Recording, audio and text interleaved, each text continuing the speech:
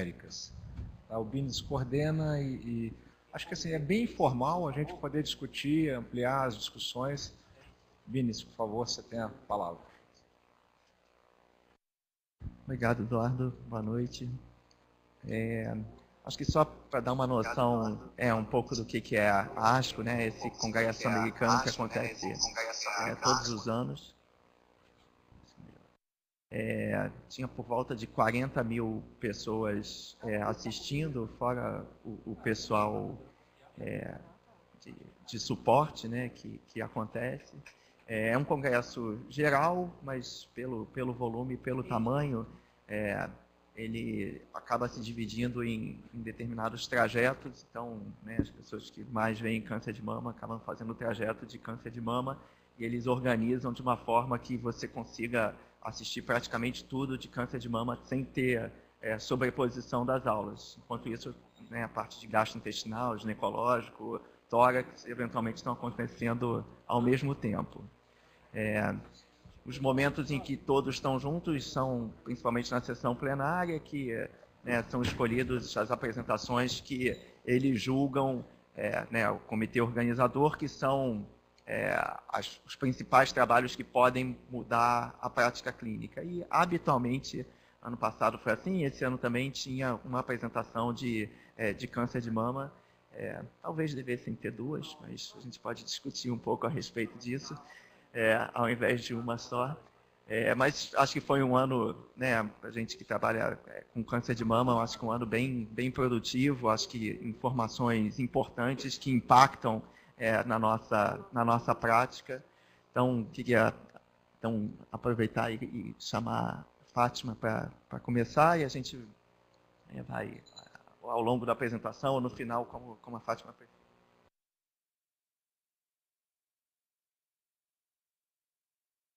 O Bines comentou, a ASCO esse ano, o objetivo dela foi personalizar o tratamento. Então, a gente sentiu uma tendência, né, a investir naqueles pacientes que têm um risco mais aumentado e tentar deixar, não fazer tratamento fúteis nos pacientes de mais baixo risco. Isso em todas as modalidades de tratamento. E é um pouco isso, essa tendência que a gente trouxe aqui para vocês hoje, né? Então, eu vou começar discutindo como nação plenária da ASCO. Tá? Deixa eu pensar aqui. Então, esse trabalho foi o TAILORx, todo mundo já estava aguardando, né? Inclusive, logo em seguida já tem a publicação na New England, que já está disponível. O TAILORx, só para a gente lembrar, né, o Oncotype DX é um genes, né, genes que têm 5 genes de referência, alguns genes associados, então, à proliferação, invasão, e ele foi primeira vez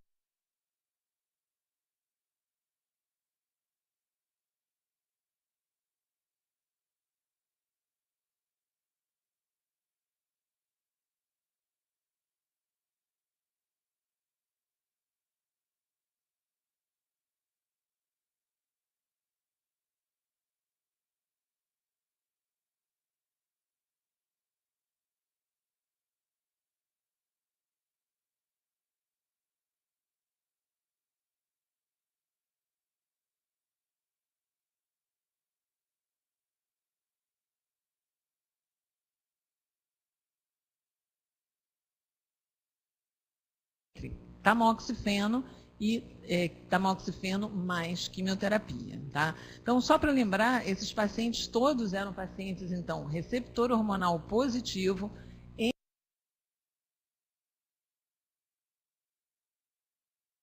2. Tá? Então, esse é o grupo que é indicado fazer o type. Tá?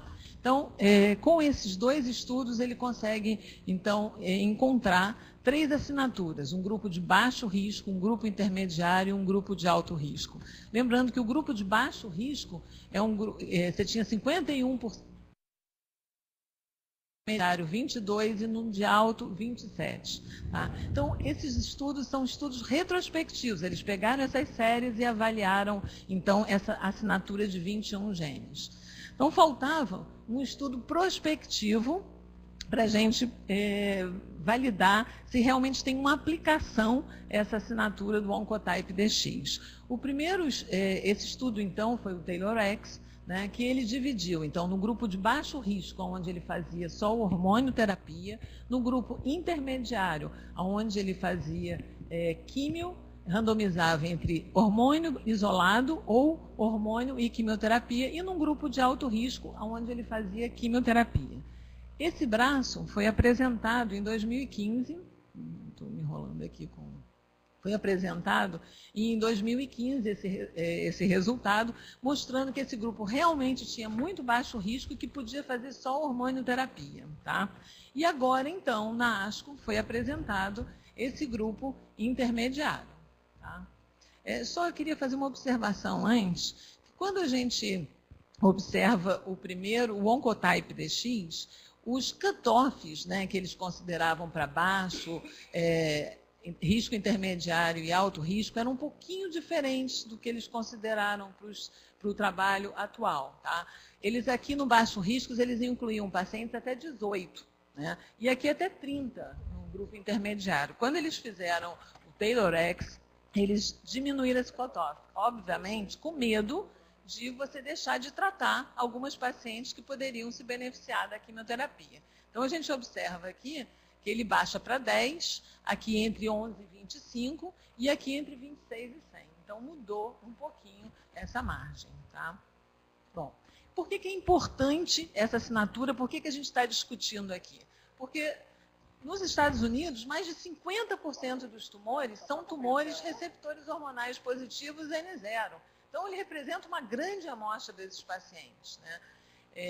E como a meta-análise mostrou que existia algum benefício de fazer quimioterapia para os pacientes receptor hormonal positivo, os guidelines da época tratavam todos os pacientes acima de 1 centímetro a 2 centímetros já eram tratados com quimioterapia.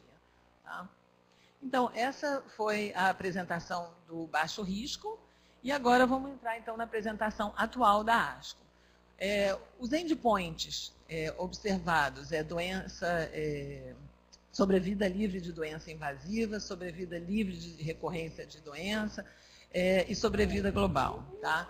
E eu queria lembrar que esse é um estudo, então, de não inferioridade, ou seja, num grupo intermediário, eles querem comparar aqueles pacientes que fizeram hormonioterapia com hormônio e quimio e mostrar que fazer hormonioterapia somente nesse grupo intermediário não foi inferior a fazer quimio e hormonioterapia. Tá? Essas são as características dos pacientes que entraram nesse estudo. E aqui eu queria só mostrar a mediana de tumor é em torno de 2 centímetros. Tá?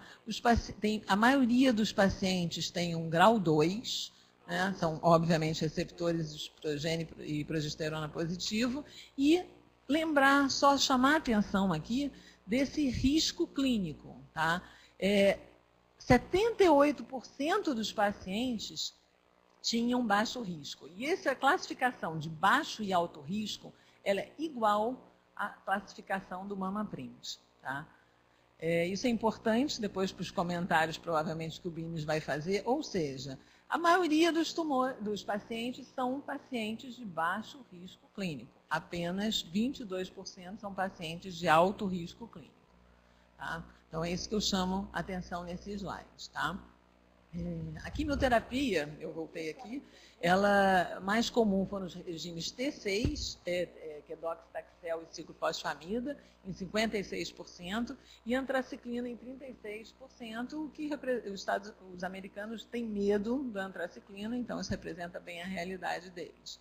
Tá? Em termos de hormonioterapia, as pacientes pós-menopausa, a maioria, 90%, fez inibidor de aromatase, pré-menopausa, fizeram tamoxifeno e 15% fizeram ablação ovariana. Tá? Bom, esse já é o resultado, que demorou assim, uns 5 minutos para aparecer, foi aparecendo lentamente. Tá? Eu aqui não fiz grande, até porque a gente não tem tempo para isso, mas é para mostrar que não houve diferença, tá? Na sobrevida livre de doença ou na sobrevida livre de recorrência à distância. tá? Os braços foram iguais. Tá? Então, fazer quimioterapia para esse grupo de paciente, na população como um todo, não acrescentou. Tá? Só comparando aqui, quando a gente observa, então, o grupo de alto risco versus esse grupo, a gente mostra que aí sim você tem uma diferença. Tá? O alto risco é aquele grupo que foi considerado acima de 26. Tá? Entretanto, foi feita uma análise de subgrupo, né? Uma estratificação de risco, para ver se existia diferença. Então, naqueles pacientes que fizeram tratamento com quimioterapia, eles observaram que mesmo nesse score, mudando os scores, você não tinha impacto, mudando o tamanho do tumor não tinha impacto, grau, status menopausal e categoria de risco. Em nenhum desses grupos eles conseguiram encontrar alguém que de fato se beneficiou. A única diferença foi quando ele avalia a idade das pacientes. Então, as pacientes abaixo de 50 anos, tá, que tiveram uma assinatura acima de 16, essas pacientes tiveram, sim, uma diminuição da recorrência à distância, tá, quando usaram a quimioterapia. Então, resumindo, né, esses pacientes acima de 16 para 25, no grupo como um todo, não se beneficiaram com quimioterapia, mas no grupo abaixo de 50 anos, aqui está um erro, tá? Eu até risquei aqui, quando você teve um score de 16 a 20, você teve um benefício, uma diminuição do risco em torno de 2% das lesões, da doença à distância. E quando você tinha um score de 21 a 25, você tinha em torno de 6%. Tá? Quando você tinha um score abaixo de 15, mesmo abaixo de 50 anos, não fazia diferença fazer químio ou hormonioterapia. Tá? Então, concluindo, pacientes com scores de 11 a 25, a hormonioterapia não foi inferior à químio e hormonioterapia. Tá? Pacientes com 0 a 10, você não teve nenhum benefício também de fazer quimioterapia, só hormonioterapia. Esse foi o trabalho anterior que tinha sido publicado. E acima de 26 é que você tem um benefício de fazer quimioterapia. E nas pacientes abaixo de 50 anos, se o score for acima de 25, você tem algum benefício, que é um benefício naquele valor que a gente viu, em torno de 2 a 6% de sobrevida livre de recorrência à distância. Tá? Então, esse trabalho está publicado, está disponível, vocês podem ler, tá? Na New England. Tá? Bom, a discussão, o resultado desse trial é que a assinatura, então, isso é a discussão deles, tá? Não é exatamente a que eu quero depois trazer aqui. O resultado desse trial é que a assinatura genômica de 21 genes pode identificar 85%.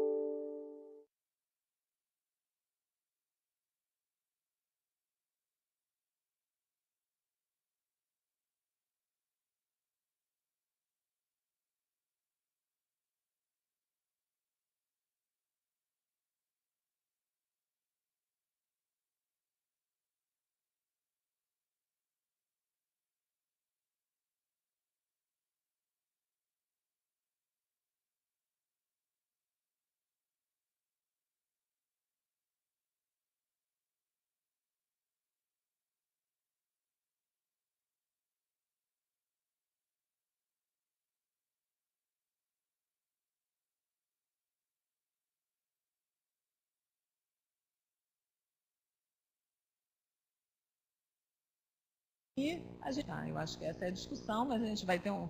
Você quer discutir agora ou... Você vai mostrar algum slide baseado nisso? Então talvez a gente possa discutir no final, né? Só para não precisar trocar o... Né? Então, esse foi o trabalho, então, da plenária, né? E aí, o que a gente percebe, né? Com esse trabalho, né, aquilo que eu tinha comentado antes, a gente tem... A ideia é uma medicina de precisão, uma medicina, então, que a gente possa identificar o grupo de mais alto risco e fazer menos quimioterapia. Tá? Na hormônio, isso também se repete. Né? Então, nos pacientes luminais, a gente sabe que a maior chance de recorrência é acima de 5 anos, e que essa chance pode ir até 20 anos recorrendo. E que essa recorrência está relacionada ao estadiamento clínico do paciente, né? Que é isso que a gente vê aqui nessas curvas. Quanto mais aumenta o estadiamento, maior a chance de recorrência. Tá? E que existem alguns estudos que todos vocês já conhecem,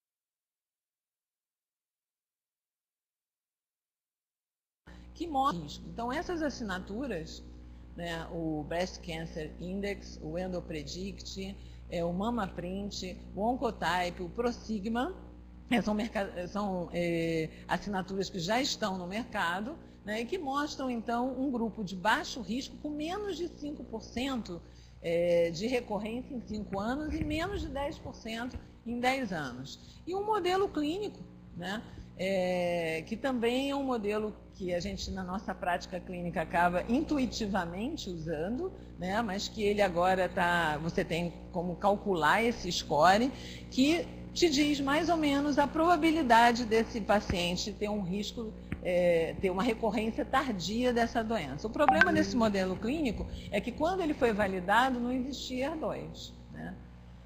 Então, e pacientes também de estadio avançado eram incluídas. Então, assim, será que a gente consegue, com o que a gente tem de assinatura genética, identificando aqueles pacientes mais baixo risco, abrir mão da...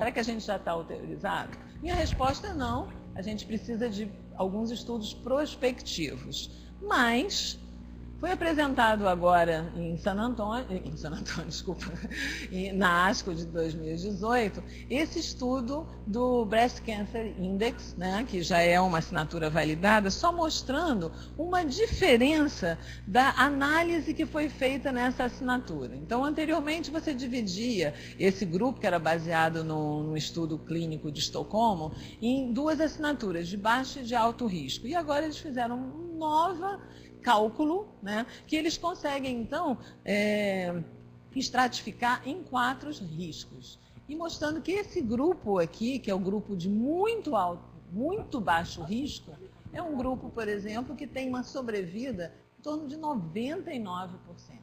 Então, fica muito fácil a gente dizer que, para esse grupo, a gente pode abrir mão da adjuvância estendida. Tá? Então, esse trabalho, ele acho que consegue mostrar para a gente que, de fato, a gente consegue abrir mão da adjuvância estendida para um grupo específico. Tá?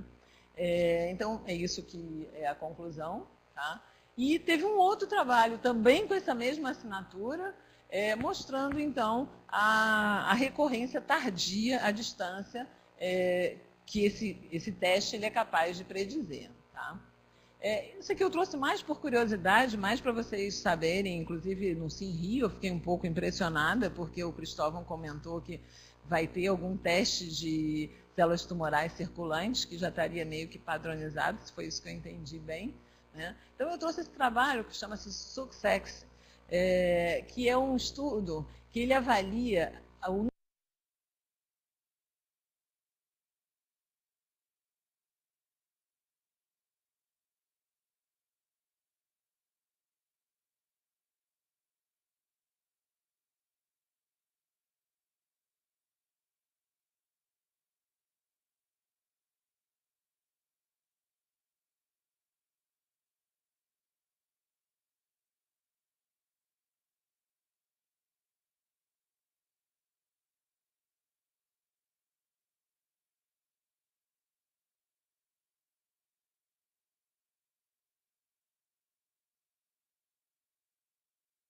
e, na verdade, ele sugere que esse grupo pudesse fazer adjuvante estendida. A gente sabe que, na prática, o fato dele ter mais risco não quer dizer que, de fato, ele vai se beneficiar de hormonioterapia. Então, é só para uma curiosidade, para a gente poder pensar um pouquinho nessas células tumorais circulantes que estão sendo, assim, meio que jogados para a gente como um teste e que a gente ainda não tem muito o que fazer com esse resultado, tá? E outra questão é que célula tumoral circulante, aqui eu acho que eu comentei, eu mostrei aqui, mas nem todo mundo leu, só foram vistas em 5% dos pacientes. A gente sabe que é muito baixa a presença de células tumorais circulantes. E aí se discute se o DNA circulante talvez fosse melhor, tá? O problema do DNA circulante é ter certeza que aquilo ali é só da célula, ou se é do estroma, de tudo que está ao redor. Eu também não sei se isso faz diferença. Então, o que eu quis trazer aqui é mostrar para a gente que a gente está muito incipiente ainda, né, para esse resultado ser jogado, inclusive, na nossa prática clínica, tá? Então, o que seria um modelo proposto por eles? É que a gente fizesse todo o tratamento loco-sistêmico, né, e depois da adjuvância normal, a gente estratificasse em risco. Naqueles pacientes que têm um baixo risco, que você pode parar a hormonioterapia, e depois num alto risco, onde você continuaria esse tratamento, tá? Baseado em que você faria isso, é que a gente ainda acho que não tem muita firmeza para dizer, tá? O estudo que eu trouxe agora foi de radioterapia, na contramão um pouquinho do que eu estava falando, que a gente está diminuindo os tratamentos, mas aí eu vou pedir depois para os radioterapeutas comentarem, né, que é uma atualização do estudo do EORTC, que já tinha sido apresentado já 3 outras vezes, se eu não me engano, né, que faz radioterapia ou não, né, ele randomiza entre fazer ou não em mamária interna e em fossa supraclavicular, tá, naqueles pacientes de estadio 1 e 3 que apresentam envolvimento nodal ou um tumor central. Tá? Então, ele avalia como endpoint primário sobrevida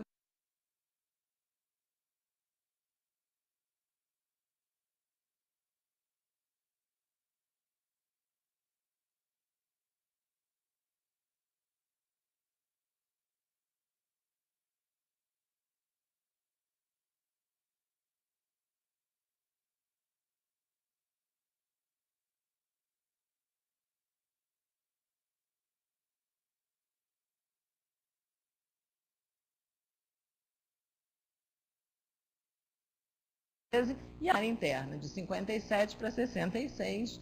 Houve uma diminuição da recorrência linfonodal, tá? E uma diminuição de metástase à distância. Tá? Então, houve uma diminuição da mortalidade em 15 anos significativa de 19,8% para 16%. Tá? Uma redução da recorrência nos 15 anos de 27 para 24, tá? Então, mostrando o que a gente já sabia, e que não houve uma diferença de uma segunda malignidade ou de câncer de mama contralateral ou eventos cardiovasculares, tá? Deixo depois para os radioterapeutas convidar eles aqui para comentarem isso, tá? Então, a gente fica pensando, será que a gente pode fazer isso para todo mundo? E aí vem a discussão dos riscos que existem da radioterapia, linfedema, cardiotoxicidade, uma segunda malignidade, né? Mostrando que a técnica atual, ela poupa o coração, então estaria diminuindo essa cardiotoxicidade, né? Mas mesmo assim, ele sugere que a gente faça alguns testes também moleculares, genômicos, que possam predizer o benefício da radioterapia, mais ou menos o mesmo conceito que a gente usou para hormonioterapia. Então, esse foi um dos testes que foi apresentado com 40 genes, onde esses genes são genes de deficiência de reparo do DNA, e aí você avalia um grupo que faz radioterapia ou não, e o benefício dessa assinatura para checar se houve benefício ou não. O outro modelo que ele usa é um modelo onde ele avalia uma sensibilidade individual à radioterapia. Depois queria que você comentasse isso. Isso foi bem falado, inclusive em Education Session, né? Eu nunca tinha ouvido falar sobre isso. Onde você, dependendo da sensibilidade do paciente, você aumenta ou diminui a dose. Você modula a dose de acordo com a sensibilidade, tá? E também, de novo, célula tumoral circulante, novamente, se você tem célula tumoral circulante, aumenta o teu risco e você deveria fazer radioterapia no mesmo esquema de pensamento. Esse pôster foi muito curioso porque eles deram para a gente, fizeram todas as apresentações de pôster, colaram os pôsteres, tudo numa manhã. Eram 500 abstracts, mais ou menos em torno disso. E deram de 8 ao meio-dia. Eu comecei a ver enlouquecidamente os posters, mas nem sabia que ia terminar meio-dia em ponto. Né? E aí passei por esses posters batidos, nem dei bola para esse pôster. Radiar mama contralateral, que coisa maluca isso, né?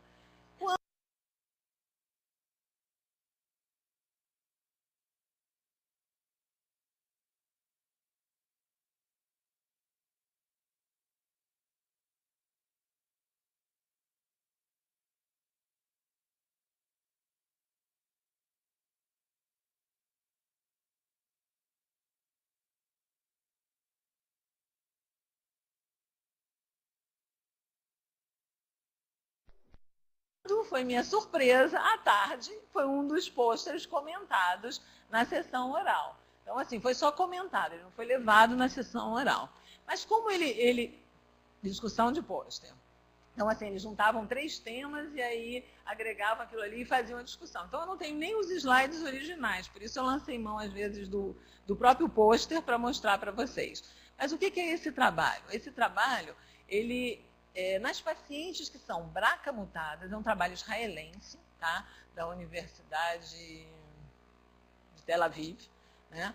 Que eles acompanhavam uma coorte e aquelas pacientes que tinham BRCA mutado, tiveram câncer de mama, faziam a cirurgia, faziam a quimioterapia, a rádio, e na mama contralateral, as que se recusavam a fazer a mastectomia profilática, eles incluíram nesse trabalho. Tá? Então, por que isso? Porque a gente sabe, na verdade, que o BRCA aumenta a probabilidade de câncer de mama contralateral. Tá? Se você fizer a profilaxia com a mastectomia, você reduz o risco em torno de 90% a 95%. Então, aqui uma revisão sistemática que mostra que naqueles pacientes que randomizados entre BRCA ou não BRCA, né, não existiu diferença na recidiva ipsilateral, mas existiu muita diferença de 23,7 para 6,8 na recidiva contralateral. E é por isso que a gente preconiza fazer um tratamento na mama contralateral. Tá? E os pacientes, mesmo que faziam oforectomia bilateral, eles apresentavam um risco na mama ipsilateral semelhante, mas na contralateral, que está aqui o resultado, de 26% para 3%. Ou seja, eles não conseguiam prevenir a mama contralateral. Então, esse é o pôster, tá? É um número muito pequeno de pacientes, tá? Um N de 80 em cada braço, tá? Onde ele mostra que a recidiva na mama contralateral, naquelas pacientes que irradiaram, existiram 2 recidivas e nas que não irradiaram, 9 recidivas. Tá? Então, ele reconhece que a radioterapia protege a mama contralateral, tá? Nessas pacientes e que pode, então, ser uma opção à mastectomia. Tá? Por que ele acha que a radioterapia funciona assim? Funciona porque ela, teoricamente, estaria eliminando as células epiteliais basais progenitoras. E, com isso, você evitaria o câncer de mama, principalmente o BRCA1. Tá? Qual o problema? A radioterapia que foi usada foi uma radioterapia convencional, inclusive com irradiação de cadeias de drenagem. Tá? Existiu um caso de sarcoma. Tá? Então, eu acho que a gente tem que pensar muito antes de indicar esse tratamento. Depois eu vou querer ouvir a opinião toda da plateia. Tá? E para contrapor, então, esses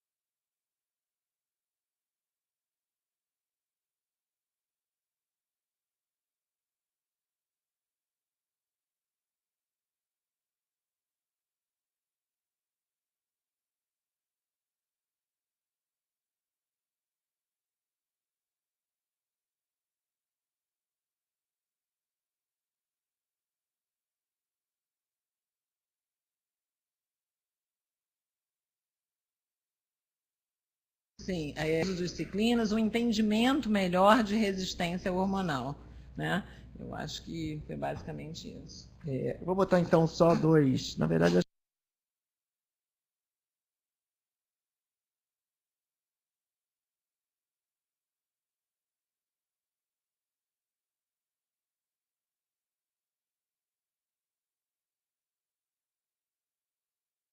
o Taylorex, né, que foi o estudo que foi apresentado na sessão plenária, que eu acho que sim, dos endpoints que a gente vai analisar, realmente, talvez o que seja de maior impacto é sobrevida livre de doença à distância, que eventualmente vai levar o paciente a óbito, né? Que acaba sendo a ideia de fazer a indicação de quimioterapia ou não, né? Não estou diminuindo a importância de ter uma recorrência local, uma recorrência regional, mas assim, a utilização, no caso do tratamento sistêmico, tem esse como objetivo principal. E o que a gente já tinha visto antes é aquelas pacientes que, pelo score, são classificadas como um risco baixo, aqui menor do que 10, realmente, com o follow-up agora de quase 10 anos, 3% dessas pacientes têm uma recorrência à distância. Então, acho que fica muito claro que para esse grupo de pacientes assim classificado não tem indicação, não tem benefício, não tem vantagem, além da toxicidade, fazer quimioterapia. O que o estudo mostrou, estendendo naquele grupo intermediário até 25, que a recorrência foi de 5%. E o resultado do estudo como um todo é que realmente também para esse grupo fazer quimioterapia não teve benefício em relação a só fazer o tratamento hormonal. O que eles fizeram, e aqui eu coloquei os números só de recorrência à distância, né, quando eles fizeram as análises por status menopausal, por grau, eles observaram que na questão idade parecia ser relevante, entendendo que não era a análise principal do estudo, mas quando eles viram 11 a 15, 16 a 20 e acima de 20, né, particularmente nesse grupo acima de 20, você tem por volta de 6% de diferença absoluta de recorrência à distância, que começa a se tornar um número desconfortável de poder deixar de oferecer um tratamento sistêmico para essas pacientes que, sem a quimioterapia, podem ter até 6% a mais de recorrência à distância, né, fazendo ou não fazendo quimioterapia. 11 a 15 não teve diferença.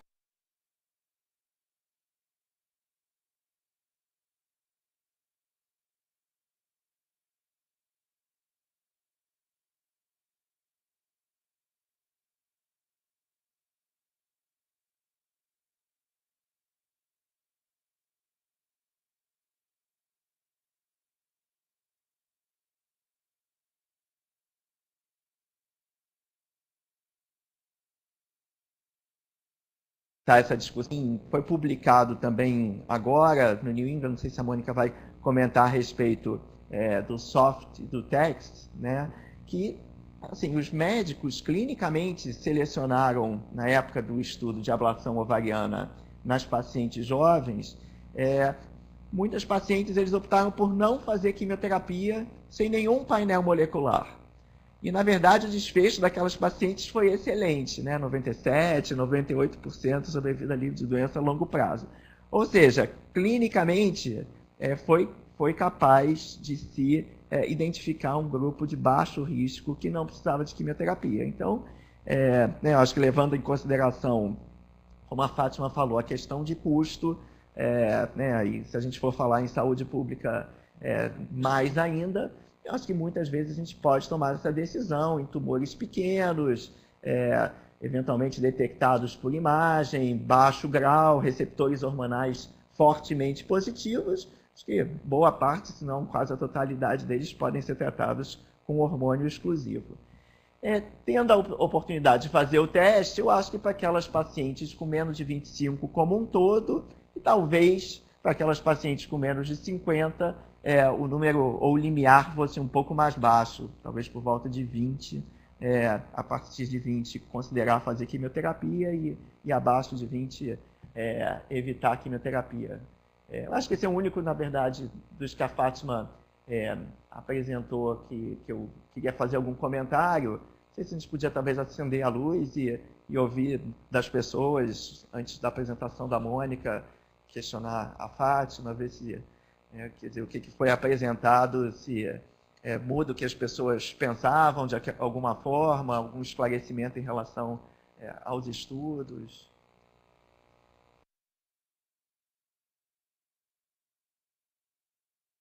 Antes desses resultados, tem um estudo da própria Genomic que mostrava que no grupo intermediário nos Estados Unidos, 1.000 oncologistas, 50% faziam químio, 50% não faziam químio. Era cara ou coroa, né?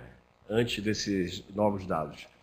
E aí, quando você discute o dado de não fazer o teste para o baixo risco, que parece muito razoável, né? Mas, entretanto, tem um grupo de pacientes, mesmo no baixo risco, que eles evoluem mal. Se eu não me engano, é em torno de 7%, alguma coisa assim.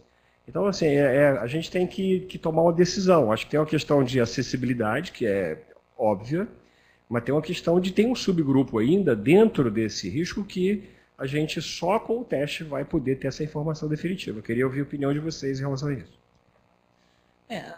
Fran, não tem dúvida, né? A gente trabalha com estatística, né? Então sempre a gente vai deixar alguém de fora, né? E é por isso, novamente, que eu comento sobre a questão do MamaPrint na minha avaliação, né? O que eu costumo fazer? Usar o critério clínico para decidir quem é o paciente que vai para o teste ou não. O problema do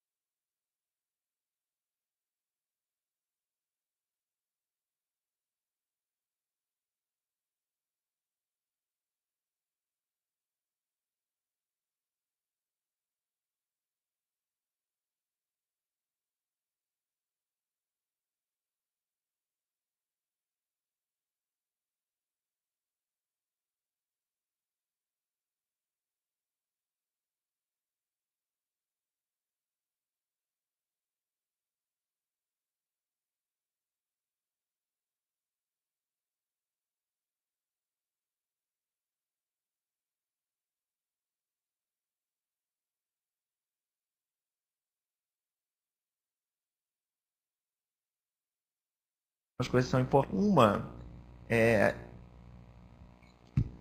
ver quais são as concepções da paciente antes de pedir o teste. Porque, curiosamente, tem pacientes que falam, olha, eu quero fazer quimioterapia de qualquer maneira, mesmo que o benefício seja mínimo, seja por uma vivência pessoal, ou familiar, ou o que seja. E tem as pacientes que falam o contrário, falam, olha, independente do risco, eu não vou fazer quimioterapia de jeito nenhum. Eu falo, olha, realmente é um teste caro, usa esse dinheiro para fazer uma coisa mais interessante, né, do que gastar esse dinheiro, já que o teste não vai mudar a decisão da pessoa, a pessoa já tomou essa decisão. Né? Eu acho que a outra limitação, obviamente, é a limitação ao custo. Então, acho que esse é um aspecto importante para abordar antes de fazer o teste, ou seja, se vai ser um teste que tem o potencial de mudar o que a pessoa vai fazer, senão não faz o teste. Eu acho que assim, os testes são distintos, e eu acho que a minha sugestão é que não sejam feitos os vários testes no mesmo paciente. Né? Eles estão, né, são genes diferentes, então se optar por um. Em relação à tua pergunta, Frânio, mesmo as pacientes com baixo risco, que eventualmente tenham 5% ou 3%, eu acho que o ponto não é exatamente esse. O que eu acho que o teste mostra é que para aquelas pacientes de baixo risco, a doença delas vai voltar, naquele percentual pequeno, fazendo ou não fazendo a quimioterapia. Ou seja, a quimioterapia só vai adicionar toxicidade, não vai adicionar nenhuma vantagem. Ou seja, se é 5, se é 3, se é 7, não vai diminuir esse risco. Então, eu acho que assim, eu me sinto confortável, né, de uma paciente nesse baixo risco de não oferecer quimioterapia. Acho que só 2 últimos comentários, acho que a Mônica quer falar também.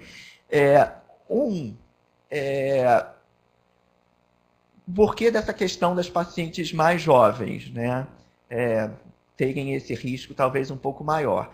Eu acho que uma questão é se a quimioterapia não está atuando como um tratamento hormonal indireto. Ou seja, se nessas pacientes mais jovens a quimioterapia não está causando uma ablação ovariana e um efeito indireto da quimioterapia. Não tem como medir, pelo menos nessa apresentação agora, né? Mas eu acho que é um potencial. A contrapartida que hoje, talvez nas pacientes muito jovens, como a gente pode oferecer uma ablação ovariana, parte desse efeito da quimioterapia esteja sendo substituído pela ablação ovariana. Né? Então, acho que é uma questão para se perguntar. E acho que assim, só botar um pouco de contraponto no que a Fátima falou, acho que a gente não pode esquecer, acho que nenhum teste é perfeito, mas o MamaPrint, ele deixa uma margem, né, de talvez 2 a 3%, que poderia haver um benefício da quimioterapia e que o teste não mostra. Tá? Então, assim, tem uma margem de erro também do MamaPrint. Né? E, ao mesmo tempo, apesar de ser menor, mas existem tumores pequenos ou tumores grau 2 que, eventualmente, têm um risco de recorrência alto. Então, eu acho que tem uma questão de conforto com o teste, de familiaridade. Eu acho que são ambos testes que são válidos. A respeito do que você falou, que eu queria comentar. O primeiro, quando vocês lerem o trabalho na íntegra, na New England, você vai ver que ele realmente não avaliou quantos pacientes que fizeram quimioterapia entraram em amenorreia. Então, não sei se eles têm como resgatar isso. Depois, quando a Mônica vai apresentar agora o soft test, a gente consegue observar que os pacientes que mais se beneficiaram eram pacientes muito jovens e pacientes que tinham um score de risco um pouco maior. Então, eu não tenho tanta certeza se essa ablação ovariana faria diferença para esse grupo de pacientes, que é um grupo que não tem tanto, que é de muito baixo risco. Tá? Então, essa é uma questão. Depois, tem tem um abstract, principalmente, que está no Proceedings e que vale a pena ser lido, que é uma análise somente de pacientes jovens, né? Que eles só fizeram Oncotype para pacientes jovens e mostrando o que aconteceu. Né? E o que eles comentam é que aquelas pacientes muito jovens fizeram testes, deram baixo risco e os médicos não tiveram coragem de abrir mão da quimioterapia. Tá? Então, esse foi outra questão do teste. Está no Procedures da ASCO desse ano, vale a pena ser lido. Então, assim, para que pedir o teste? Então, assim, eu acho que a gente tem que pensar um pouquinho melhor. Eu acho que eu vou fazer um comentário rapidinho, porque senão vocês vão dormir na minha, ou então a gente vai ceiar juntos, né? Tem duas opções aqui. Então, assim, a primeira coisa é que não tem bala mágica, né? Então, como o Bines mostrou muito bem, apesar de tudo, apesar de baixo risco, você ainda tem paciente que recidiva, né? E isso tem que ficar claro para o paciente, porque às vezes a gente vende, agora chegou um teste, a mídia está lá. Era interessante que esse ano, né? A gente na ASCO, mal acabou a plenária, já estava no Globo, no New York Times, no Washington Post, sei lá mais aonde, os resultados do TAILOR-X. Todos os pacientes queriam no dia seguinte estar no consultório discutindo isso. Então, é importante dizer que a gente tenta, com o que a gente tem de suporte na medicina, cercar, mas que não vai ser 100%. Né? E a outra coisa é o que você comentou. Tem um estudo que mostra que quando você pede mais de um teste genético, a disparidade dos resultados é enorme. Então, isso é uma recomendação. Não faça Oncotype e MamaPrint, porque vai ter uma área ali que não vai se falar. E você vai ficar sem ter o que falar com os pacientes. Se a gente podia seguir, né, Mônica? E depois a gente abre novamente.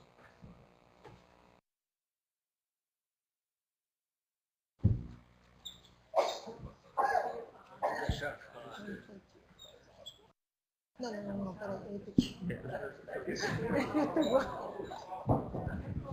Enquanto ele está colocando, eu gostaria de falar sobre a hormonioterapia, Fátima, sobre a hormonioterapia estendida, e que, com exceção da paciente de muito baixo risco, e daquela paciente de muito alto risco, que a gente vê que isso é bem separado, aquelas pacientes que estão no meio da história, e a gente lê coisa, não, 5 anos é o suficiente, não, 7, não, 10, não, vamos fazer o switch.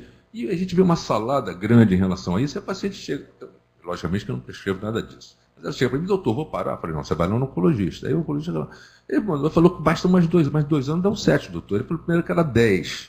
E agora, muitas pacientes, eu gostaria de saber, porque assim como existe esses testes todos para você não fazer quimioterapia, certamente há um grande grupo que não precisaria nem de hormonioterapia. Não vou falar das idosas aqui, porque as idosas todo mundo sabe, mas eu quero saber, porque certamente deve haver algum teste para isso. Precisa de algum teste para isso, porque provavelmente, alguns pacientes, acho que de 5 anos de tamoxifeno, provavelmente não precisaria de tamoxifeno coisa nenhuma, mas aquele tamoxifeno está levando a prejuízo. Mas certamente há um outro grupo que precisa. E a gente poder separar isso. Quer dizer, há alguma coisa surgindo nisso? Quer dizer, eu posso chegar para a minha paciente e dar alguma resposta para ela? Vem cá, não, esse 7 que ele botou 5 de tamoxifeno, mas 2 de Inemidor, porque ele achou que o seu caso... Não, mas ele fez o 5 mais 5, porque o seu caso... Quer dizer, não era paciente de alto risco, nem era de baixíssimo risco. E a gente vê que as pessoas vão escolhendo isso de acordo com a sua experiência própria, com feeling pessoal em relação àquele caso, e não em cima de dados concretos.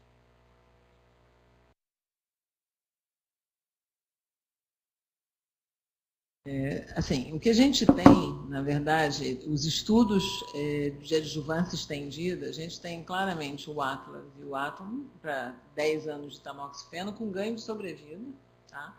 Para todo mundo, mesmo para linfonodo negativo. Então, fica complicado a gente separar, baseado num estudo prospectivo, esse grupo. Para adjuvância estendido MA17, né, ele já beneficiou mais os pacientes que eram linfonodo positivo. Tá? Então, se a gente for se basear exclusivamente nos trabalhos, a gente vai ter esse critério mesmo um pouco complicado. E acho que para complicar mais ainda, o que ela fez no início?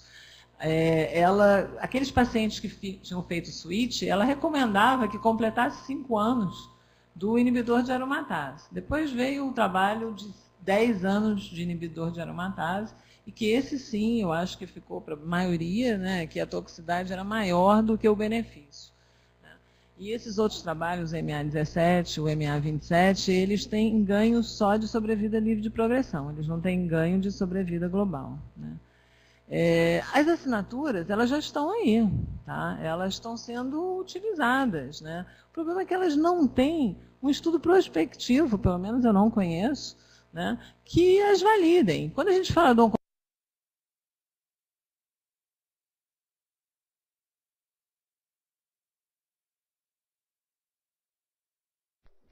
4, eles já mostraram o teste, já era baseado em estudos retrospectivos, e mesmo assim, eles fazem um estudo prospectivo para mostrar que essa assinatura realmente consegue definir prospectivamente com maior nível de evidência. O que acontece com essas assinaturas é a questão do nível de evidência. A gente pode usar, elas já estão no mercado, eu acho que aqui no Brasil o Breast Cancer Index é da Indegene, se eu não me engano. O EndoPredict já tem também o seu representante, o PAN50 também já tem. Então, assim, eles podem ser feitos. Agora, o problema é a validação disso, porque prospectivamente a gente não tem ainda uma validação, né? E assim, com certeza, que esse trabalho que eu acabei de mostrar do Breast Cancer Index, ele bota lá 94% de sobrevida. Óbvio que essa paciente não precisa fazer nem hormonioterapia, né? Então, assim, eu não tenho dúvida que a gente vai caminhar para isso, mas eu não sei se a gente está num momento ainda com clareza para a gente definir isso, né? Porque os estudos são distintos, né? Quer dizer, você se baseia nos estudos do quando você faz o Atlas, dá para todo mundo, quando você faz o MA17, se ela fez, você pode não incluir, por exemplo, a paciente que tem linfonodo negativo. Quer falar alguma coisa?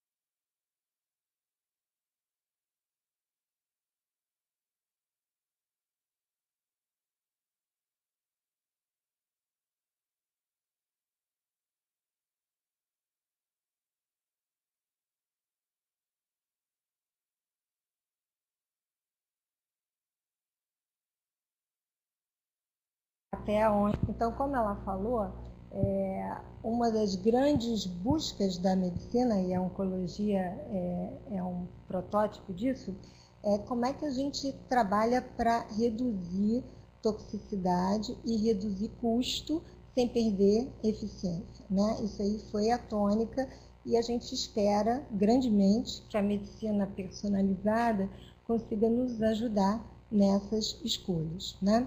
Então, o que a gente selecionou para trazer para vocês hoje, inicialmente foi em doença HER2 positivo, que é uma doença que vem recebendo uma atenção especial, né?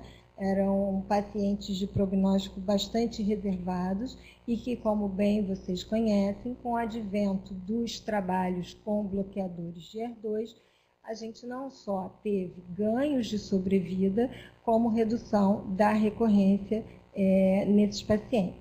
No entanto, é importante a gente entender se existe algum grupo de pacientes onde a gente possa tratar diferente do que é o estándar. E qual é o estándar? O estándar ficou como 1 ano de trastuzumab, basicamente porque foi a escolha nos estudos pivotais, né? Não só o ERA Trial, como os estudos do NSABP. E desde então, vários trabalhos, vários estudos têm tentado avaliar se é possível, numa determinada população, adjuvância HER2 positivo, a gente reduzir o tempo de exposição ao trastuzumab. Então, esse é um estudo que procura avaliar exatamente essa questão.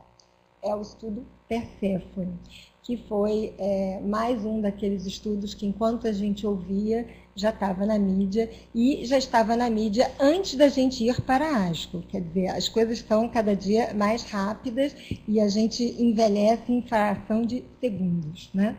Então, esse é um estudo em inglês, né? E todos os motivos, né? A medicina na Inglaterra ela é baseada em evidências e quem paga é o governo, né? Então, todo o interesse de avaliar estratégias para redução de custo, obviamente sem perder a eficiência.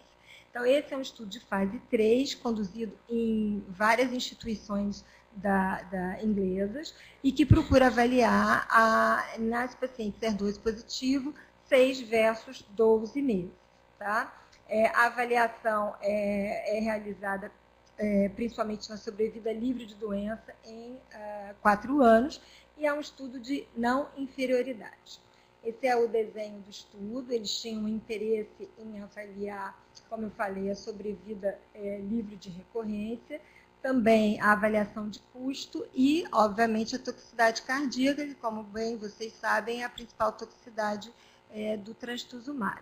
Essas pacientes eram avaliadas para receber quimioterapia, e a gente vai ver que o tipo de quimioterapia era da escolha do médico, do paciente, e eram randomizadas para 6 versus 12 meses. A avaliação cardíaca, como o protocolo habitual do trastuzumab, e a avaliação de qualidade de vida eram recomendadas. O N foi em torno de 4.000 pacientes, quer dizer, um estudo robusto. Né? A avaliação, na verdade, por ser um estudo de não inferioridade, definia que o braço que estava sendo avaliado não podia ter um resultado inferior a 3% do braço padrão. Tá? E análises planejadas foram feitas após 500 eventos acontecerem e também uma análise após a randomização 6 para 12 meses. Os pacientes foram bem balanceados, como vocês podem ver, eram pacientes receptor hormonal positivo em quase 70%. Os esquemas principais de quimioterapia continham antracíclicos, seja antracíclico isolado ou antracíclico combinado com taxane. Como vocês veem, o esquema de taxane puro, como é no APT, era mais exceção, até mostrando para a gente o tempo que esse estudo aconteceu. Né? Havia uma avaliação entre tratamento concomitante ou sequencial e também por avaliação de idade. Mais um pouquinho sobre o perfil desses pacientes. A maioria era mais ou menos balanceado entre linfonodo negativo e linfonodo positivo, mas linfonodo positivo até 3 era o principal, né? Quer dizer, eram pacientes com pouco volume de doença. Pacientes também com tumores menores, né? T1 e T2. Tá?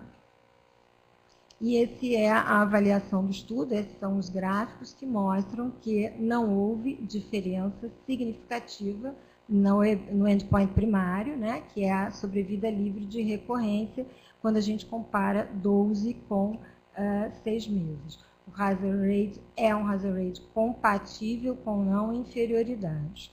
Então, em princípio, o resultado do estudo é um resultado positivo. Na avaliação de subgrupo, era uma análise programada, eles procuraram entender se haveria alguma diferença nesses 6 versus 12 meses na população tratada. E como vocês podem ver, a principal diferença foi em benefício aos 12 meses nos pacientes que fizeram taxane exclusivo. Tá? Houve uma diferença também no protocolo que era feito concomitante versus sequencial, beneficiando um pouco também o tratamento concomitante nos pacientes com 12 meses. E a sobrevida global mostra também que não houve nenhuma diferença significativa. 1% no total e o hazard rate também como não inferior. Na avaliação que foi feita também programada após os 6 meses, não houve diferença nem na sobrevida livre nem na sobrevida global. E uma das principais objetivos do estudo, que era avaliar a questão da cardiotoxicidade, mostra o que já era esperado, né? Nos pacientes que receberam 12 meses, praticamente o dobro de cardiotoxicidade quando comparado com 6 meses. Não menos interessante, essa curva mostra o quão rápido esses pacientes têm a função cardíaca recuperada. E os pacientes que fizeram 6 meses também tiveram essa curva de recuperação melhor, né? Então, quais são as questões que ficaram? Eu acho que o Bines vai aí discutir um pouquinho depois, mas são como que a gente coloca esse estudo dentro do momento atual que a gente está vivendo, né? E em que pacientes a gente vai conseguir realmente reduzir esse tempo de trastuzumab, que seria interessante não só do ponto de vista de toxicidade, mas principalmente do ponto de vista custo, né?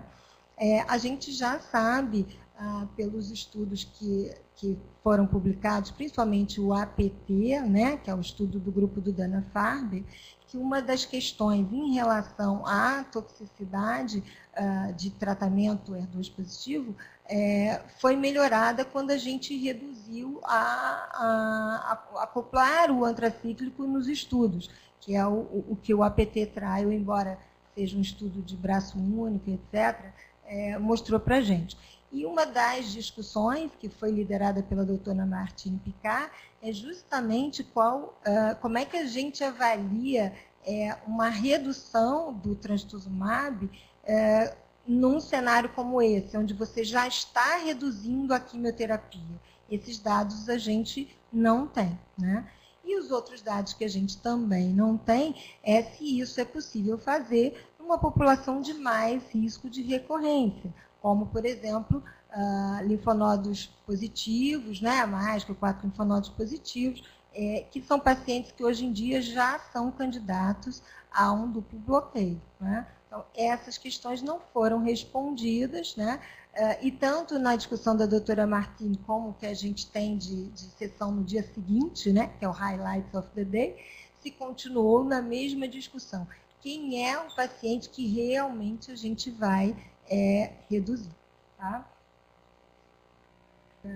Esses são os estudos que foram publicados anteriormente e que foram negativos quando se tentou reduzir o tempo de exposição do trastuzumab.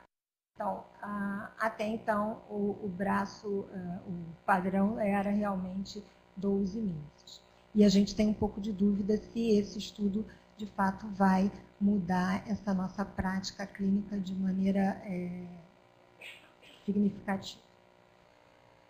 Esse aí não se assustem, né? Ninguém precisa ler, parece até piada, mas esse é um estudo japonês. Então, não está escrito em japonês, mas é quase, né? Então, esse é um estudo que foi apresentado em pôster, né?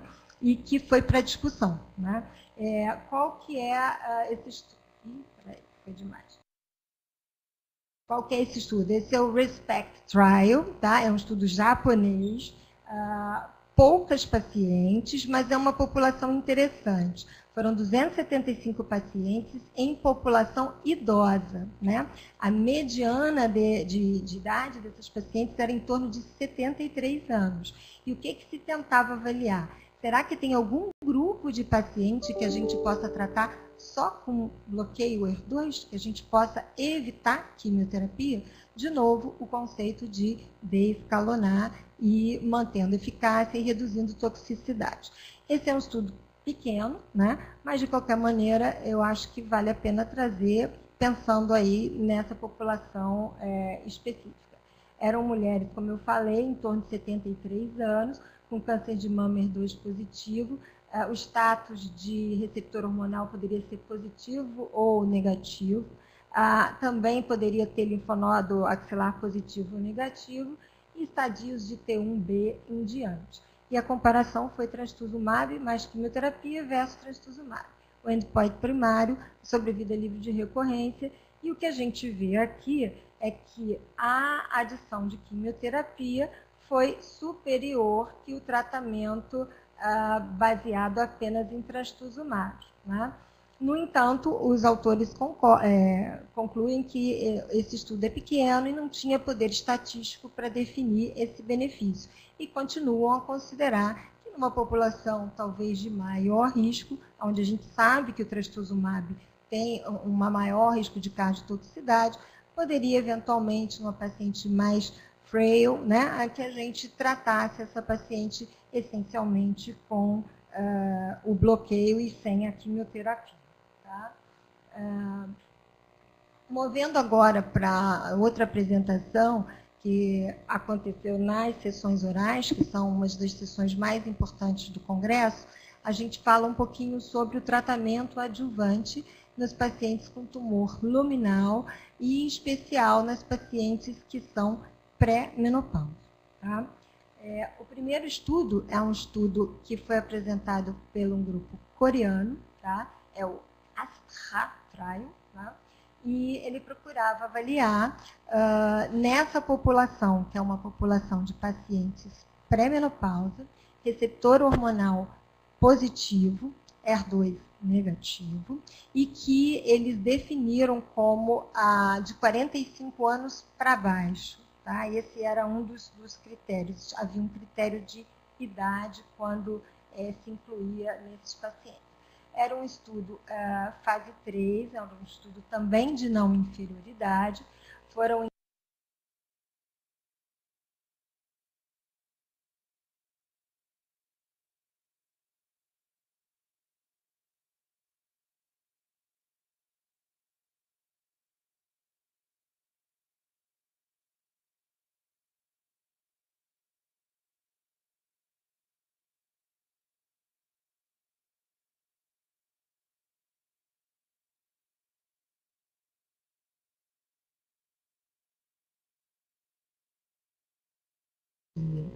padrão, né, versus tamoxifeno mais ablação ovariana.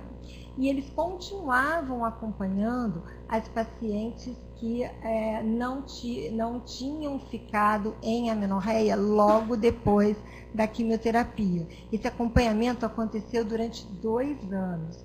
E o que a gente vê nessa curva aqui é o que a prática clínica mostra para a gente, né? Ao longo de 2 anos, ainda temos pacientes entrando em amenorreia depois de um tratamento quimioterápico. Então, avaliar periodicamente a função ovariana é importante na decisão. E essas pacientes que entraram no estudo puderam entrar até tardiamente em função desse dado. Tá? E assim, o endpoint primário do estudo, novamente, era sobrevida livre de doença, e o que a gente vê é que o braço de combinação tamoxifeno mais ablação ovariana foi superior ao tamoxifeno isolado. Tá? Isso foi numericamente e estatisticamente significativo. Okay? Se a gente olhar os eventos que foram avaliados, a gente vai ver que houve maior recorrência loco-regional,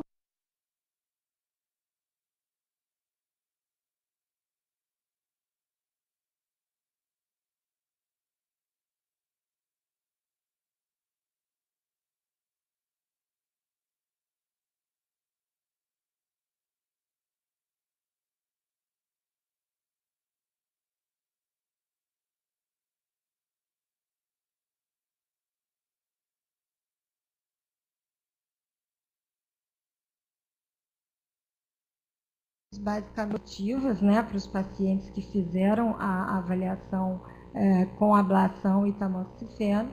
E a sobrevida global, embora a gente tenha um número de eventos pequeno, esse follow-up aí foi quase 6 anos, né, mostrou que mais pacientes ficaram vivos quando tratados com duplo bloqueio. Obviamente, duplo bloqueio, supressão ovariana mais tamoxifeno. Obviamente é um número muito pequeno, mas ainda assim eles consideraram como estatisticamente significativo. Tá? E aí a gente vai para a avaliação do estudo, acho que está indo muito rápido, do estudo combinado, que é o estudo TEXT-SOFT. Né? Logo na sequência da apresentação desse estudo coreano, foi apresentado os dados mais recentes do estudo TEX-Soft, que é um estudo que já é conhecido de todos nós e cuja primeira apresentação tinha sido com um follow-up mais curto, de quase 6 anos. Em San Antônio, 2017, alguns dados, né, de follow-up de mais longo prazo foram apresentados e, novamente, na ASCO, foram revisitados. Para quem não lembra, né, esse estudo, na verdade, são 2 estudos e que, por terem perfis parecidos, acabaram sendo avaliados de maneira concomitante para que a gente pudesse ter um N maior e tivesse maior poder nessa amostra. O estudo TEX, na verdade, combina tamoxifeno com supressão hormonal versus hexamestane com supressão hormonal, e a gente não tem o braço que era o ideal, que era o tamoxifeno sozinho. Já no estudo SOFT, a gente tem essa comparação com o tamoxifeno isolado. E aí a gente tem já o follow-up de 9 anos e de 8 anos desses pacientes, né? Esse estudo foi publicado online no mesmo momento que estava sendo apresentado, né, na sessão oral na New England. Né? E aqui o que foi discutido durante a apresentação. Eles tentaram dividir tanto essa população do TEX quanto do SOFT nos pacientes de maior ou menor risco, dividindo inicialmente para os pacientes que tiveram indicação de quimioterapia e que não tiveram, e os que não receberam. E basicamente o que a gente vê, o que mais motivou esses pacientes a serem tratados era a questão de terem ou não linfonodos positivos, e isso é que foi o mais importante aí na diferença. Essas são as curvas, já com a atualização, mostrando que nos pacientes de maior risco, os pacientes que receberam quimioterapia, a adição de bloqueador de análogo LH-RH com hexamestane foi superior do que a utilização desse mesmo medicamento com o tamoxifeno. E no dado do SOFT, isso também é bastante semelhante.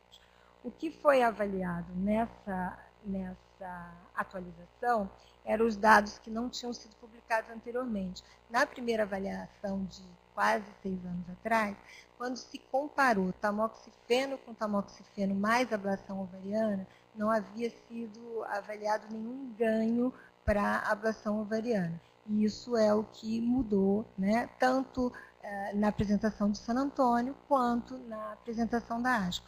E que vai de encontro com o trabalho que a gente colocou anteriormente. Embora o follow-up do trabalho anterior tenha sido em torno de 6 anos, eles já mostravam diferença quando a gente comparava a ablação ovariana com tamoxifeno versus tamoxifeno.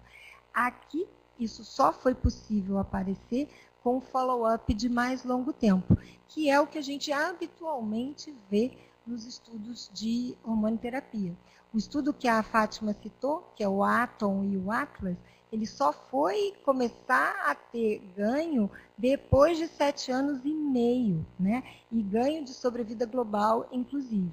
Então, não é possível você definir essas estratégias com pouco tempo de follow-up, que é a história natural das recorrências desses tumores que são luminais, né? Esses foram os dados em tabela, mostrando a grande diferença aí no estudo SOFT, quando a gente combina tamoxifeno mais tamoxifeno isolado, no caso é triptorelina, né? E que nos subgrupos de maior risco é onde a gente tem o maior benefício. E aí, novamente, a questão da idade, né? Mostrando que nos pacientes com menos que 35 anos, se eles estão sendo tratados apenas com tamoxifeno, a sobrevida livre de doença em 8 anos é muito inferior, tanto ao tamoxifeno mais supressão hormonal, quanto ao padrão, que é o que a gente já vem praticando para essa população, que é o uso do hexamestane mais a supressão ovariana. Então, a conclusão dessa apresentação foi que a identificação do risco é importante para definir qual a melhor estratégia, né, que a gente oferece para essas pacientes. Lembrando que nessa população é extremamente difícil você conseguir uma aderência, né? Isso tem sempre que ser lembrado, né? Às vezes a gente tem na cabeça que a gente vai oferecer para o paciente o melhor tratamento, mas o melhor tratamento é o tratamento que o paciente consegue receber, né? E não é desprezível a quantidade de efeitos colaterais que essas mulheres referem para a gente no dia a dia e no follow-up. Essa é uma breve discussão da diferença entre os estudos SOFT, né, e o estudo ASTRA, né, mostrando que, na verdade, no estudo ASTRA, você tinha uma população que era definida por idade e era uma população de maior risco. Todas as pacientes receberam quimioterapia, ao passo que no estudo SOFT, quase só 50%. A ablação ovariana era feita por um tempo menor no estudo ASTRA, apenas 2 anos, tá? E no estudo SOFT, em torno de 5 anos. Mas os resultados são bastante semelhantes.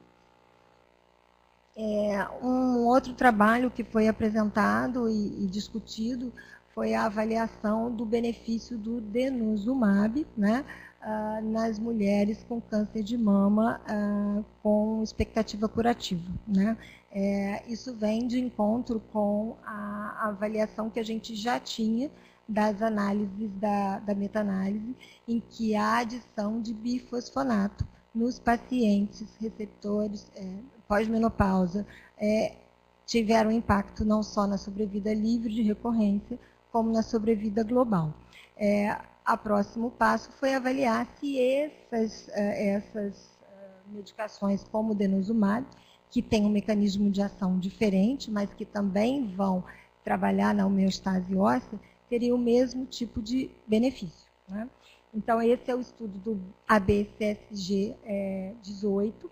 Ele já tinha sido apresentado porque o primeiro objetivo desse estudo era avaliar a redução do risco de fratura, e esses dados a gente já tinha, mostrando benefícios, sem dúvida, da utilização do denosumab nessa população. E essa apresentação agora avalia, na verdade, o benefício no sentido de redução da recorrência de doença. Então, esse é o que a gente já conversou com vocês, né? Da onde vem a ideia de incluir o denosumab nessa população. Esses são os estudos de meta-análise mostrando o benefício dos bifosfonatos, que na verdade é o que a gente vai comparar com essa droga nova. E esse é os endpoints do ABCG quanto à fratura. É o que a gente já sabia, uma redução do risco de 50%.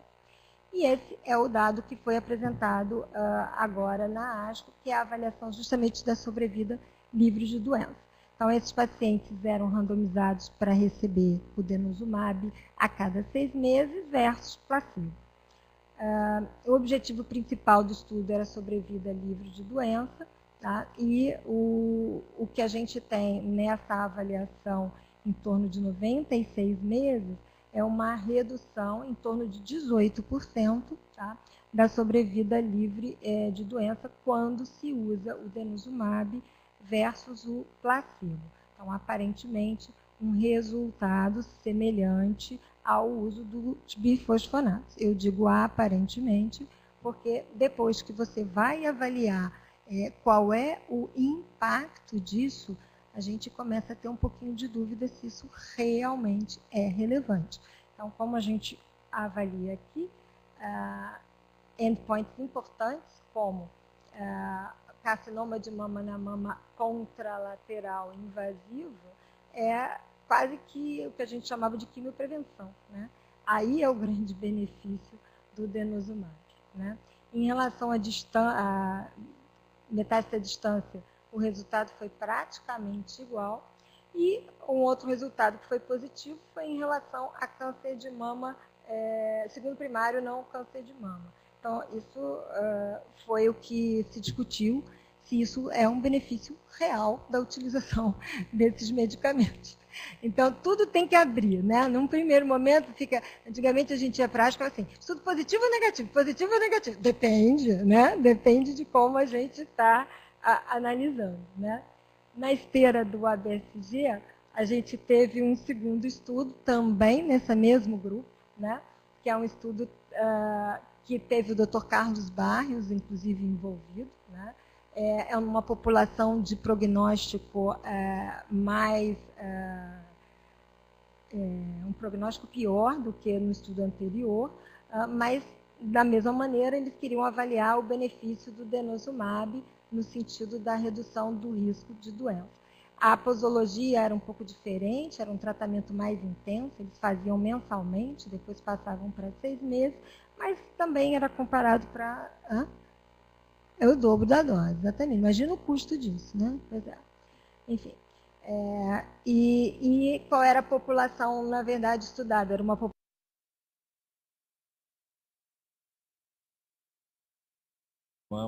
do Grupo Américas. O Bines coordena de alto assim, risco, é bem né? informal, Uma população com tumores maiores, T3 em diante, e, em geral, com linfonodo comprometido. Diferente do estudo do ABCSG, que era basicamente pacientes na pós-menopausa. Esses são os endpoints do estudo. O principal era a sobrevida livre de metástase óssea e também a avaliação dos endpoints normais, sobrevida livre de doença e sobrevida global. Como vocês podem ver aqui, o endpoint não foi positivo, né? Não houve diferença significativa, apesar da dose elevada. Houve uma maior incidência de osteonecrose, tá? Coisa que não tinha sido vista no estudo anterior. E quando a gente vai avaliar novamente a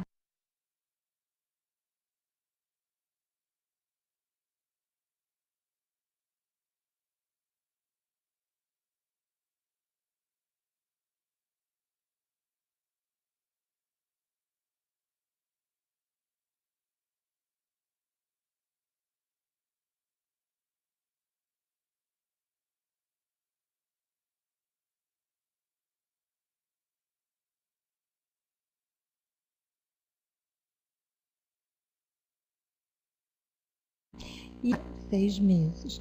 Do ponto de vista de custo, isso é mais interessante também.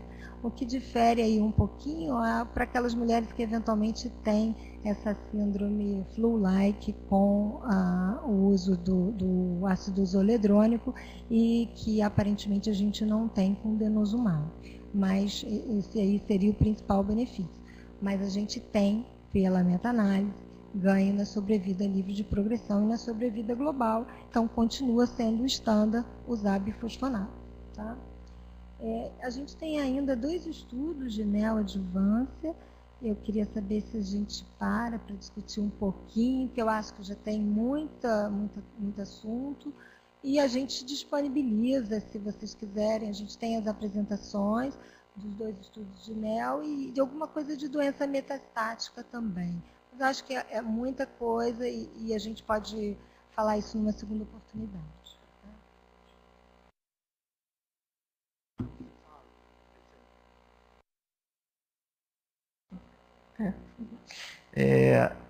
Pelo que assim, você falou, acho que assim, em termos de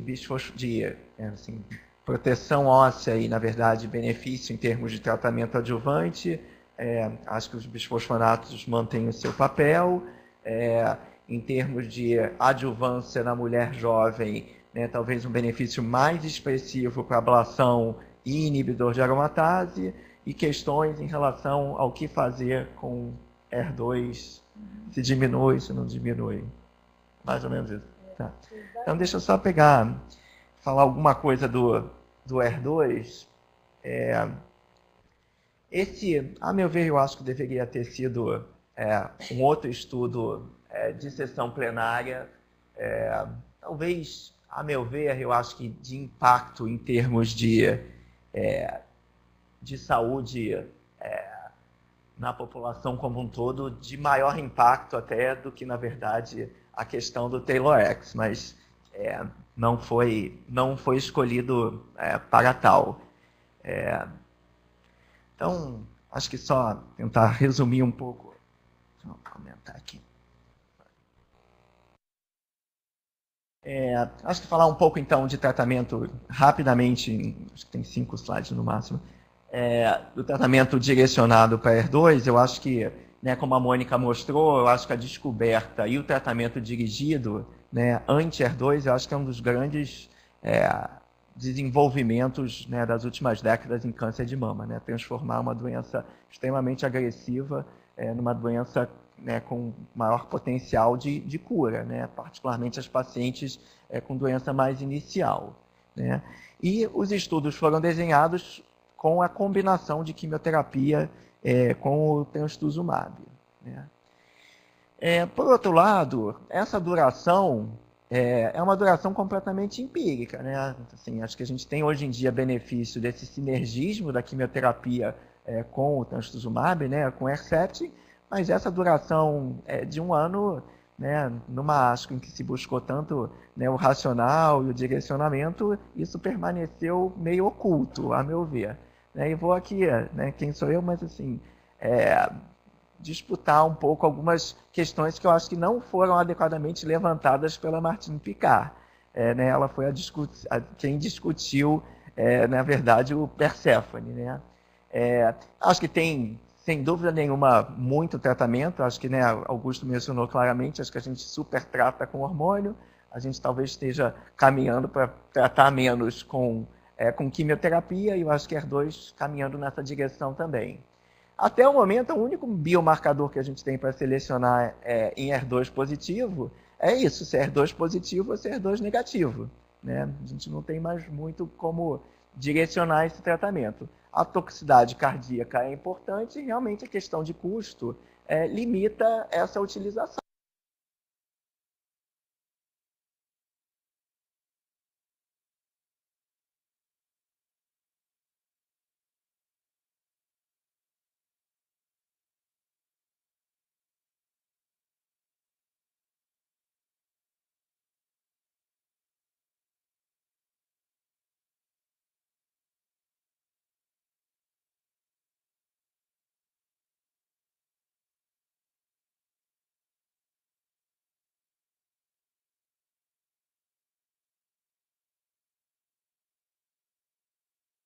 Pacientes, qualquer coisa que seja melhor do que isso. Lembrando que é uma população selecionada, né? A gente está falando de T1, N0, né? E a maior parte receptor hormonal positivo. Mas, clinicamente selecionando essas pacientes, né, difícil a gente oferecer um tratamento que tenha resultados melhores do que esse. A questão de duração, né, a gente já sabia que 2 anos não era melhor do que 1 ano, né? As curvas, até para os oncologistas, é sobreposta aqui, né? E tinha 4 estudos antes, né, que tinham avaliado essa questão de menor duração. Na diagonal, né, o estudo finlandês e o estudo francês de 9 semanas, e na outra diagonal, o estudo de 6 meses, um estudo grego, e um estudo francês também, desculpe, eu já falei italiano. Italiano e finlandês, de 9 semanas, e grego e francês de 6 meses. Tá? E agora veio o Perséfone, que é um estudo inglês. Né? Assim, acho que a Fátima estava no INCA na época, numa das várias tentativas, né, de se propor um estudo como esse, que, né, é relevante num país que tem a saúde pública, mas não foi adiante naquele momento. Né? Os ingleses, os franceses, os italianos acharam e resolveram investir nisso, que é uma questão realmente importante de saúde pública. O Perséfone tem algumas diferenças, né? É um estudo maior, 4.000 pacientes. Metade das pacientes receberam tratamento concomitante, poucas pacientes receberam neoadjuvância. Uma das minhas questões, né, e que a Martine Piccart levantou, ela pegou o forest plot e foi para o lado de que 12 meses potencialmente era melhor. Sim, de um modo geral, essas análises de subgrupos são para levantar hipóteses e não para a gente tirar a conclusão. E, por outro lado, ela também não foi para o outro lado, ela poderia ter ido para o outro lado.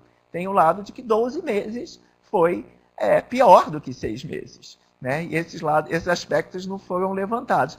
Eu achei que ela, como, né, debatedora da apresentação, ela downplayed, né?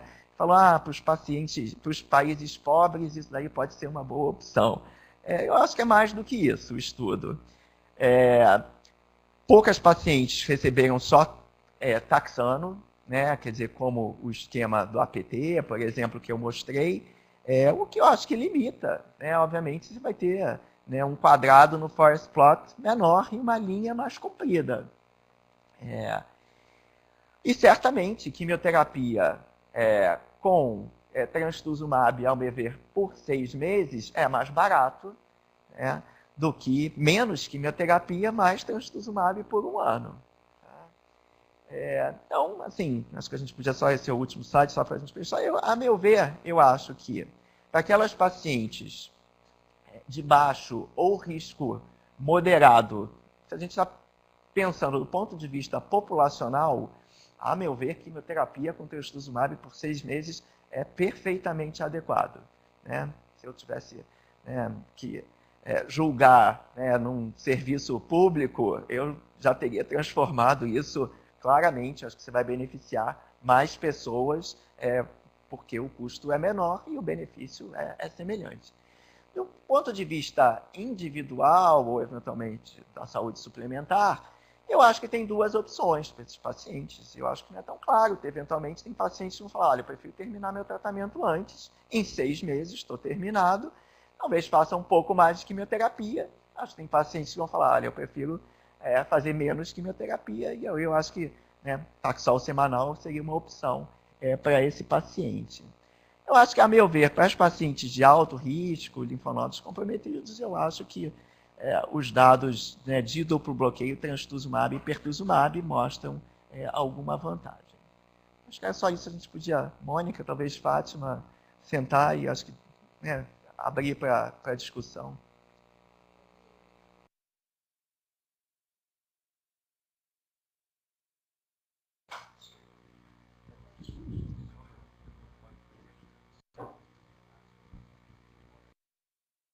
Bines, então você acha que a gente está autorizado nas pacientes que são HER2 positivo, mas de mais baixo risco, se eu considerar os outros parâmetros, por exemplo, linfonodo, tamanho do tumor, grau tumoral, KI67, se for tudo bom, mas ela for HER2 positivo, eu estou autorizada a fazer 6 meses